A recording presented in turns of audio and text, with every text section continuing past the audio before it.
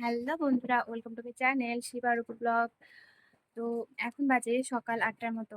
তো আমি ফ্রেশ হয়ে চাটা খেয়ে এই ঘরে চলে এসেছি। তো আজকে কি করি না করি তোমাদের সঙ্গে শেয়ার করবো। চলো তোমরা ভিডিওটা দেখতে থাকো।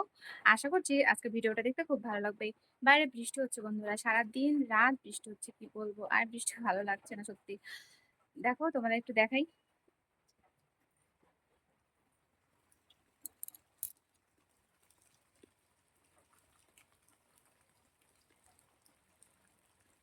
বৃষ্টি চলছে তো চলছে, বৃষ্টি চলছে তো চলছে। আমাদের বাড়ির সামনে দেখো, ক্ষেতগুলোর মধ্যে জল পুরো ভরে গেছে, মনে হচ্ছে আর একটু বৃষ্টি হলেই পুরো আমাদের বাড়ি ডুবে যাবে।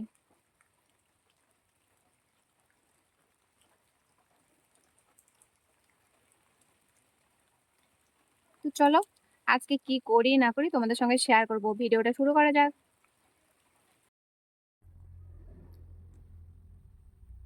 তো এখন আমি আমার বেডটা ঠিক করে নেব বন্ধুরা।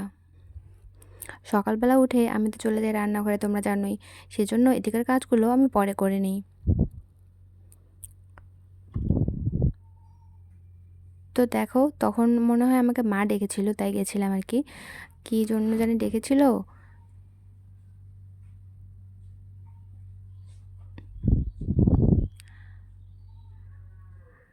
বৃষ্টির দিন কিন্তু গরম ঠিকই আছে।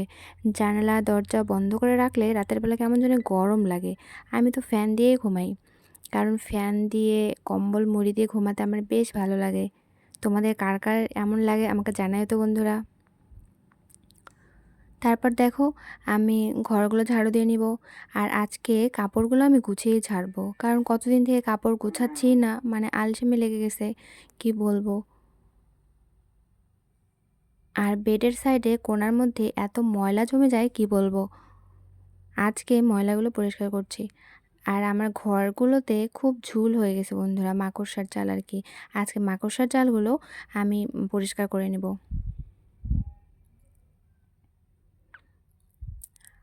আজকে বাইরে একটু রোদ বেরিয়েছে। কয়েকদিন থেকে টানা এত বৃষ্টি হচ্ছে, বৃষ্টির দিনগুলোতে কিছুই করতে মন চায় না, কি বলবো।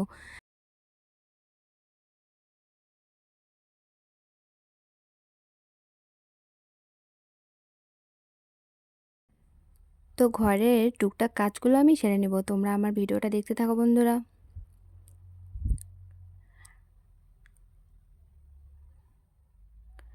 ড্রেসিং টেবিলটা এত ময়লা হয়ে যাচ্ছে, আমি ড্রেসিং টেবিলের একটা কভার কিনবো, কিন্তু হচ্ছেই না। বাইরে গেলে একদম মনে থাকছে না।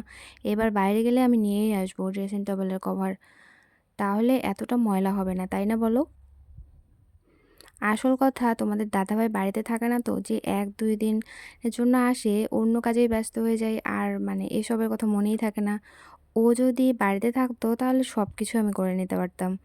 মানে ১-২ দিনে কিছুই হয় না আসলে।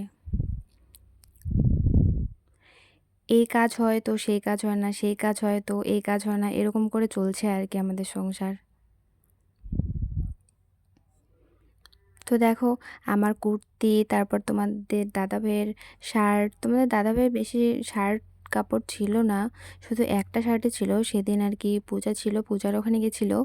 তো সেই শার্টটাই আজকে মানে গুছিয়ে রাখবো আর কি। তো গুছিয়ে রাখতে গিয়ে দেখলাম শার্টটার মধ্যে ময়লা, মানে ময়লা লেগে গেছে। তারপর আর কি, তারপর অবশ্য আর গুছিয়ে রাখিনি, তারপর ধুয়ে দিয়েছি। তোমরা ভিডিওটা দেখো, তোমরা দেখতেই পারবে। আমার কাপড়গুলো বেশি এলোমেলো হয়ে যায়। মানে কি বলবো, আমি এটা সেটা কাপড় পরি আর ওভাবেই রেখে দিই। মানে গুছিয়ে যে রাখবো সেটাও রাখি না। তোমাদের দাদাভাইয়ের কাপড়গুলো ঠিকঠাক আবার রাখি আমি, কিন্তু আমার নিজের কাপড়গুলো আমি গুছিয়ে রাখি না। এই যে দেখো, তোমাদের দাদাভাইয়ের শার্টটা গোছাতে নিয়েছি, আর দেখলাম কি ময়লা, তো ভাবলাম আজকে একটু রোদ হয়েছে তাই আর কি ধুয়ে দেব। তারপর দেখো আমি কি করলাম, গান শুনছিলাম, বুঝেছো। তো গান শুনতে শুনতে গানের মধ্যে একদম সেই নাচটা দিলাম, তাই না।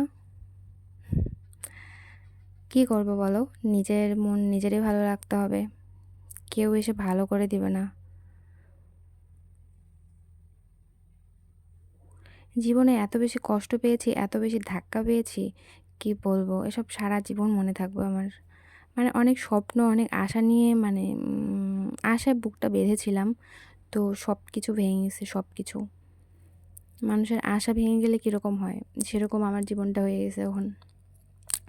শুধু আর কি লড়াই করে বেঁচে আছি, এতটুকুই। মানুষ এই বয়সে মানে নিজের শখ, আবদার নিজের স্বামীর হাত ধরে পূরণ করে। আর সেই বয়সে আমার মানে বাস্তবতার সঙ্গে লড়াই করে বাঁচতে হচ্ছে। আমার জীবনের উপর দিয়ে কে যাচ্ছে সেটা আমিই জানি। মানুষ শুধু উপরে কথা বলে এসে, কথা বললেই তো হয়ে যায় না, মেন্টালি সাপোর্ট দরকার, তাই না? মেন্টালি সাপোর্ট আমি পাইনি। যার কাছ থেকে পাওয়ার কথা তার কাছ থেকেই পাইনি।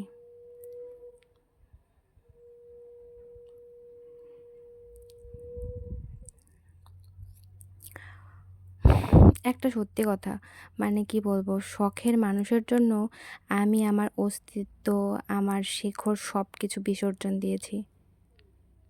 এটা ভাবলেই কিরকম লাগে, সত্যি। যাই হোক, তোমাদের সঙ্গে অনেক কথাই শেয়ার করে ফেললাম। তোমাদেরকে ফ্রেন্ড ভাবি জন্য, মানে ইউটিউব ফ্যামিলি মানে আমার সবকিছু এখন, আমার জীবনের সবকিছু। তো এজন্যই তোমাদের সঙ্গে শেয়ার করলাম। এসব কথা তো আর কারো সঙ্গে শেয়ার করতে পারবো না। এসব আর কি আমার মনের কথা।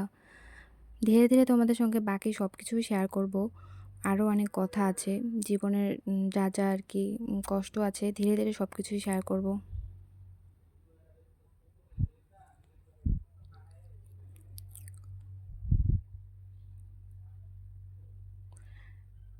তো দেখো, আমি আজকে ঘরের মাকড়সার জালগুলো পরিষ্কার করে নেব। আমার ঘরের, বাবুর ঘরের, মায়ের ঘরের, সবার ঘরের। তারপর বারান্দার সবকিছু পরিষ্কার করে নেব আজকে। যতটুকু আমি দেখাতে পেরেছি মানে দেখিয়েছি তোমাদের।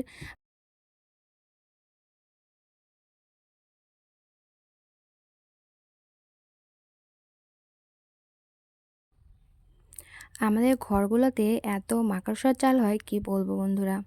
আর তোমরা তো জানোই আমাদের টিনের ঘর, একটু ময়লা বেশিই হয়।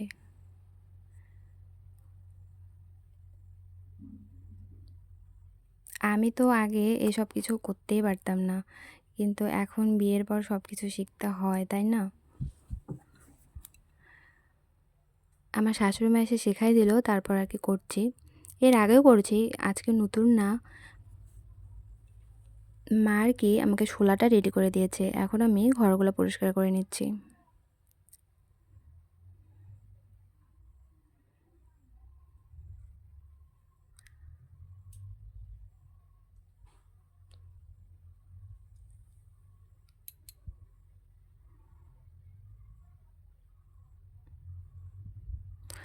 আর এই লাইটের কাছে এত বেশি মাকড়সার জাল হয়ে যায়, কি বলবো। মানে এত পরিষ্কার করি তারপরও মাকড়সার জাল হয়ে যায়। তারপর দেখো, ঘর-টর পরিষ্কার করে ঝাড়ু-টাড়ু দিয়ে তারপর আমি মুখের মধ্যে প্যাক লাগাতে চলে এসেছি। ফ্রিজের মধ্যে ছিল, তোমরা তো জানোই আমি ফ্রিজে রেখে দেই পেস্ট বানিয়ে। তো সেই পেস্টটাই মুখে লাগিয়ে নিচ্ছি।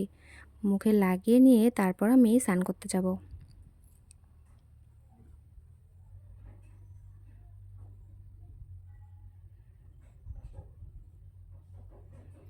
এই প্যাকটা লাগালে আসলে মুখের ময়লাটা অনেকটাই কেটে যায় বন্ধুরা। আর তোমরা তো জানোই মুখে আমি বাকি কেনা কোনো কিছু লাগাই না। তো এই পেস্টটাই আমি লাগিয়ে নিই। তারপর স্নান টান করে আমি চলে এসেছি খেতে। আজকে ছিল বাঁধাকপি দিয়ে আর কি কি দিয়ে জানি একটা সবজি, আর ছিল বেগুন ভাজা, আর ছিল ডাল।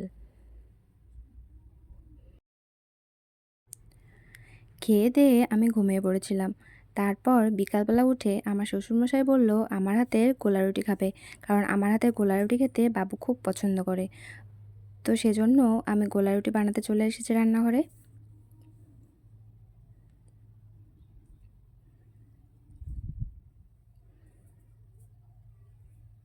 তোমরা তো জানোই আমি বেশি কিছু রান্না করতে পারি না, টুকটাক পারি, আর যা পারি সেটা আমি মন দিয়ে করি বন্ধুরা। সেজন্য হয়তো মানে এত ভালো লাগে সবার, যেটাই করি সেটাই সবাই খুব পছন্দ করে।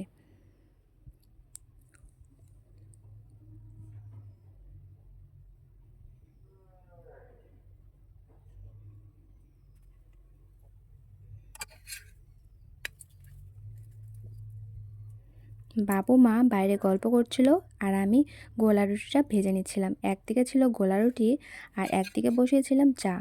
বিকালবেলা খেয়েছিলাম গোলা রুটি আর চা।